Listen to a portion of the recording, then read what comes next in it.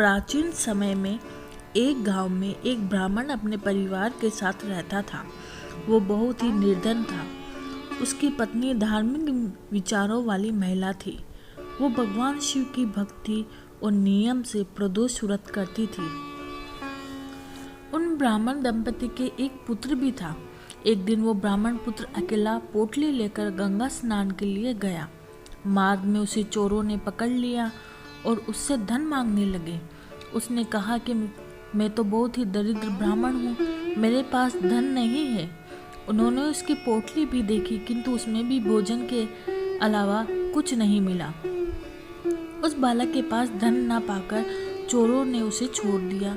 चोर कहीं और चोरी और लूट की इच्छा से वहां से चले गए। चोरों से छूटकर वो बालक चलते चलते एक नगर के समीप पहुंचा। थकान के कारण वो एक बरगद के पेड़ के नीचे आराम करने लगा। थकान के कारण उसे वहां नींद आ गई। तभी चोरों की तलाश करते राजा के सिपाही वहां आ पहुंचे। एक अनजान बालक को अकेला वृक्ष के नीचे सोता देखकर सैनिकों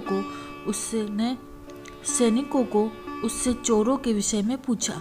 उसने उन्हें सत्य बता दिया कि किस प्रकार से उसे चोरों ने मार्ग में रोका और फिर कुछ न होने पर छोड़ दिया। उसकी इन बातों पर उन्हें संदेह हुआ और उसे उन चोरों का साथी मानकर वो उसे बंदी बनाकर राजा के दरबार में लेकर पहुंचे।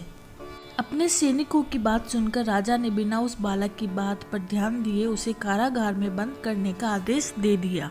उधर उस बालक के घर पर उसकी माँ उसका इंतजार कर रही थी। जब वो बालक घर नहीं पहुंचा तो वो ब्राह्मणी चिंतित हो गई। अगले दिन रवि प्रदोष था। उस ब्राह्मणी ने नियम के अनुसार उस दिन व्रत रखा और भगवान शिव से अपने पुत्र के सकुशल घर लौट आने की प्रार्थना की। भगवान भोलेनाथ सदा ही अपने भक्तों का कल्याण करते हैं। उस ब्राह्मणी की प्रार्थना से द्रवित होकर भोलेनाथ ने रात्रि में राजा को स्वप्न में दर्शन देकर आदेश दिया कि हे राजन, तुमने जिस बालक को चोर समझकर कारागार में डाल दिया है वो निर्दोष है। उसे शीघ्र अतिशीघ्र सम्मान के साथ उसके परिवार के पास पहुंचाने का प्रबंध करें, अन्यथा मैं तुम्हें और तुम्हारे राज्य को नष्ट कर दूंगा। प्रातःकाल उठते ही राजा ने अपना स्वप्न अपने मंत्रियों को सुनाया और सैनिकों को आदेश दिया कि उस बालक को सम्मान के साथ राज दरबार में प्रस्तुत करें। राजा ने उस बालक को अपने वचनों से संतुष्ट किया और उसके परिवार के विषय में प्रश्न किया।